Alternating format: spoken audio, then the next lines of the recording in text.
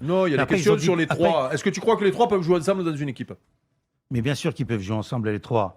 Mais moi, je préférerais qu'il y en ait un qui joue à Paris, l'autre à Marseille, les trois Oui, c'est à ça, Lyon. exactement. C'est sûr, comme ça, c'est Ronaldo, Messi, c'est de la bagarre entre les uns. Là, Ouais. ils sont tous dans le même club. Mais bon, maintenant, ils sont exceptionnels, ils jouent bien. Attends, c'est magnifique de voir le Paris Saint-Germain. Et puis après, tu joues un match de Coupe d'Europe, tu joues contre le Real qui a un très très grand Europe, ça se passe mal. Tu joues le Bayern qui a un très très grand Europe, bah, ça se passe mal. C'est comme ça, c'est le football. Mais Michel, C'est bien. qu'est-ce que tu Même penses à Barcelone, le Neymar et Messi n'ont pas gagné tous les ans la Coupe d'Europe. Non, c'est vrai, c'est vrai. Mais j'ai l'impression qu'à Paris, il prend ça un peu par-dessus la jambe, il n'a pas forcément envie et on voit des prestations très très moyennes de Léo Messi. Je sais pas, je peux pas vous dire, je sais Non. pas. Mais quand il a le ballon, il est bon. hein. Non, mais quand il a le ballon, il est très très très Oui, bon. ouais. Je veux dire, ce qu'il fait avec un ballon, Ah bah oui. il n'y en a pas beaucoup qui le font. Il y a peut-être un peu Neymar, Mm. c'est tout. Hein. Donc, on a la chance d'avoir trois immenses joueurs dans le championnat de France. Donc, le championnat de France, il est bien, quoi. Après, c'est vrai qu'il y a une grande désillusion par rapport aux défaites en Coupe d'Europe qui se succèdent pour le Paris Saint-Germain. Mais bon, la Coupe d'Europe, c'est aléatoire, hein, c'est difficile. Hein. Pas facile. Est-ce que, excuse-moi Manu, mais est-ce qu'il y a un entraîneur comme Christophe Galtier qui est souvent critiqué parce que on dit qu'il n'a pas un grand CV et qu'il va avoir du mal à se faire entendre de ces trois stars-là en priorité, et surtout de Neymar et de Messi. Qu'est-ce que tu en penses quand on parle de ça? Ben, je pense que Galtier est un très très bon entraîneur. Il a eu des très bons résultats partout où il est passé. Ouais. Et puis que je pense il est respecté par les joueurs. Enfin, je suis pas dans le vestiaire, Mhm. mais je pense qu'il est respecté par les joueurs. Puis de toute façon, les joueurs, ils respectent toujours les entraîneurs.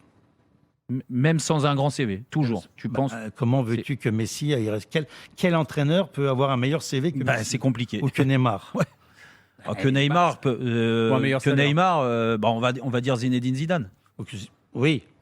Est-ce que Zinedine Zidane... Déjà, un entraîneur qui est allé loin en Ligue des Champions. Christophe Galtier, pour le coup, il a découvert les huitièmes de finale, il a découvert ce stade-là. Peut-être un entraîneur qui a gagné la Ligue des Champions. Ouais. Vous grand joueur, si vous avez été entraîné par un entraîneur qui n'avait pas de CV, qui n'avait pas de palmarès, ça vous aurait posé problème ou vous l'auriez écouté comme les autres? Ok.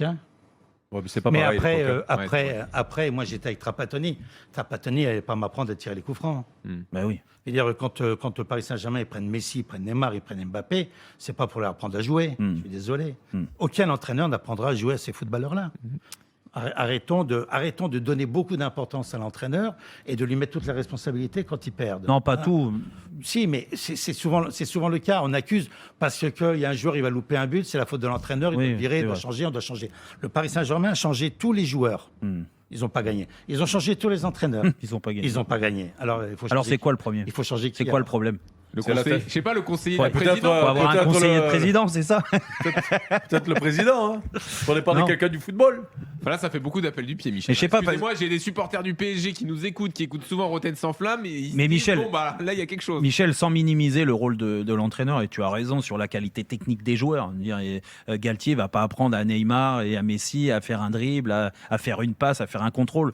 Mais n'empêche que passer le niveau, quand le niveau s'élève, et tu sais de quoi je parle, et encore mieux que nous tous autour de la table, il y a aussi des plans tactiques à respecter.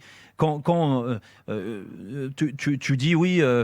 est-ce qu'il respecte l'entraîneur? Moi, j'ai pas l'impression par moment qu'il respecte le plan que Galtier met en place.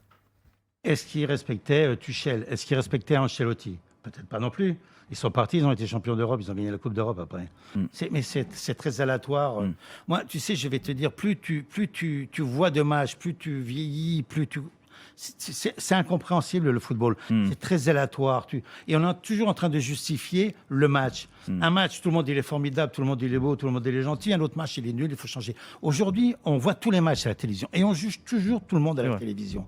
C'est compliqué, hein. C'est compliqué de toujours. Le Paris Saint-Germain a une belle équipe et puis ils sont perdus contre une autre belle équipe. Et puis voilà. Michel Moi, Platini sur RMC dans Rotten sans flamme, c'est l'événement. Manu. Moi, oui, parce qu'on parle du PSG, qu'est-ce qui leur manque pour gagner la Champions League d'après toi? Ben, d'après ce que vient de dire Michel, la chance. Il faut que les planètes soient alignées sur certains matchs.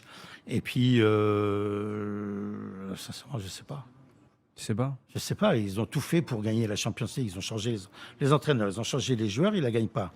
Parce que Je sais pas où c'est le problème. Je vois pas où c'est le problème. globalement, je suis toujours souvent d'accord avec toi, mais je suis pas très d'accord à ce que tu as dit sur le niveau du Paris Saint-Germain. parce que quand on considère que c'est le plus gros budget, un des plus gros budgets sur la scène européenne et la plus grosse masse salariale européenne, c'est un peu normal qu'ils aient 10 points d'avance aujourd'hui. C'est un peu normal qu'on. C'est pas vraiment sur la Ligue 1 qu'on les attend, c'est plus sur la Champions League, sur la scène européenne. Alors je sais qu'il y a énormément de clubs qui veulent gagner la Champions League chaque année, mais là, j'ai l'impression que année après année, le niveau se baisse et on a l'impression que le constat est toujours le même. Je suis d'accord avec toi, Manu. Moi, je ne suis pas dedans. Donc, je ne peux pas savoir ce qu'il faut pour gagner. Ça fait 40 ans que j'ai quitté le football, le jeu, sauf quand j'étais sélectionneur. Toi, quand tu jouais avec la Juve et que tu es arrivé en finale de Champions League ou de Coupe d'Europe, tu savais ce qu'il fallait pour gagner les matchs. Tu savais ce qu'il fallait dans un vestiaire, dans la préparation mentale, dans tout, dans l'approche, la constitution d'équipe, dans l'équilibre. Qu'est-ce qui manque aujourd'hui au Paris Saint-Germain ? Il y en a plein qui ont gagné ça.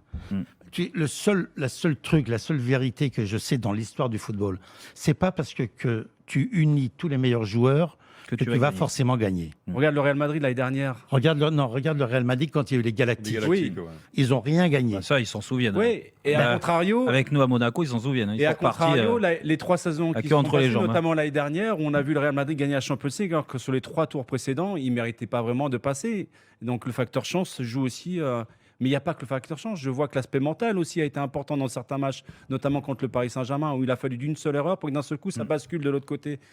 Donc, je ne sais pas ce qui manque à l'heure actuelle au Paris Saint-Germain. C'est certainement pas des millions ou des joueurs de talent, mais j'ai l'impression vraiment qu'il y a un syndrome profond dans ce vestiaire aujourd'hui. Je sais pas, ils ont fait venir des joueurs comme Marquinhos, comme Ramos, pour donner une personnalité à cette équipe, et ils ont quand même perdu. Mais les autres, ils sont bons aussi. Le Bayern de Munich, ils ont aussi une belle équipe. C'est l'institution. Peut-être c'est l'institution, je sais pas, c'est compliqué. Est-ce que c'est un problème d'état d'esprit et que le PSG là, c'est un problème d'état d'esprit, du moins d'être unis, d'être une équipe? Écoute, moi, j'ai pas vu le match retour parce que j'étais pas en France et j'ai pas réussi à le voir. Bon, bah, t'as rien raté. Mais si le mec là, le Portugais Vitinha, Vitinha, ouais. tout le monde lui dit s'il la met au fond, ça change Ah oui. à 0. Ben voilà, c'est des péripéties, c'est des choses, c'est difficile à expliquer le football et c'est pour ça qu'il y a des émissions de télévision parce qu'on n'arrive pas à l'expliquer. Tu crois pas, Michel? Si on savait l'expliquer le football, le Paris Saint-Germain gagnerait. Le football est complètement irrationnel. C'est aléatoire. Prenons irrationnel. Prenons le Paris Saint-Germain. Marseille bat Paris Saint-Germain en Coupe de France. Ouais. Et ils perdent contre qui après? Marseille. Contre Annecy. Oui, puis En deuxième division. Pourquoi? Et tu le sais pas. Et essaye de comprendre. Non, mais tu crois pas, puisque tu as connu ça, toi, en Italie, puisque la Juve, ça a toujours été un club immense, mais à cette période-là, vous étiez très fort. Tu crois pas à la culture club? C'est-à-dire, quand tu vois le Real, ce qu'il faut encore l'an dernier, alors que c'est pas leur meilleure équipe de ces dernières années, tu vois, qui est vraiment imprégné dans le club, un truc qui fait que quand ça doit tourner du bon côté, ça tourne toujours du côté de ces clubs-là. Et Paris, ils ont peut-être pas cette histoire, tu vois. Je sais pas. S'ils ont une culture club ou pas club, je vis pas avec eux, je les rencontre pas, je les vois pas, je sais pas. C'est vrai que si tu formes un club, si tu formes un vrai club, une vraie équipe. Les mecs, ils viennent pas pour les bonnes raisons, tu vois, dans ce club-là. Peut-être, je sais pas.